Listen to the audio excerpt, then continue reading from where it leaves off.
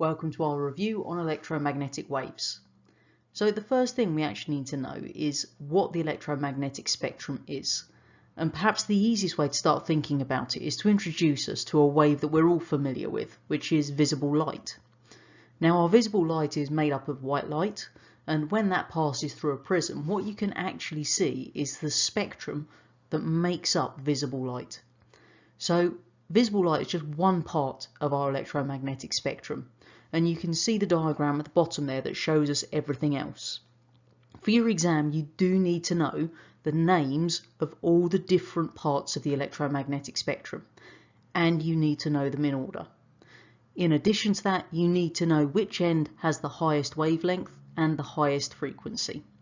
So make sure you know the sequence of radio, micro, infrared, visible, ultraviolet, X-rays and gamma rays, and then make sure you remember either that radio waves have the longest wavelength and the lowest frequency, or that gamma rays have the shortest wavelength and the highest frequency.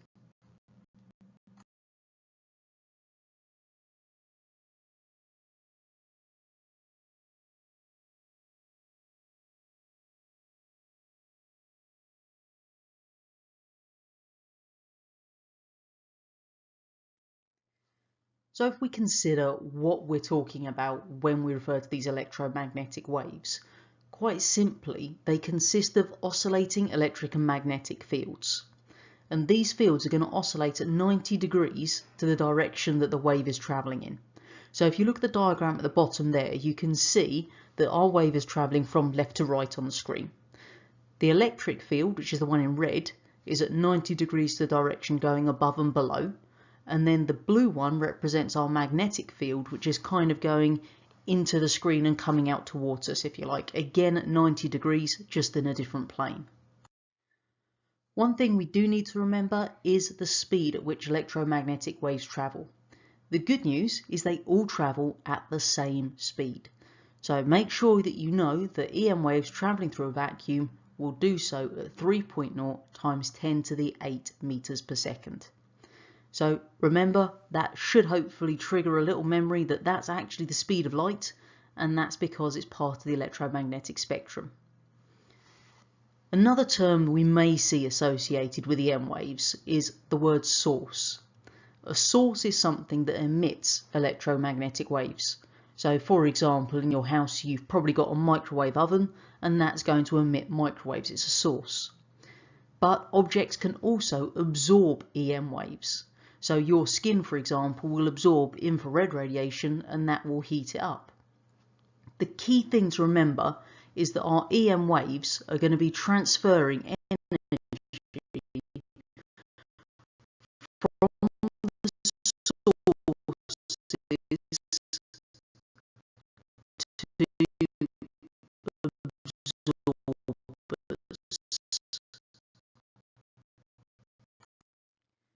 Now they can ask you to carry out calculations to do with electromagnetic waves, but the key thing here is what they're not going to give you in the question.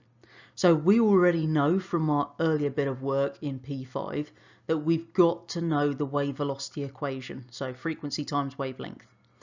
But you also need to know the velocity at which electromagnetic waves travel, which is our 3.0 times 10 to the power 8 meters per second.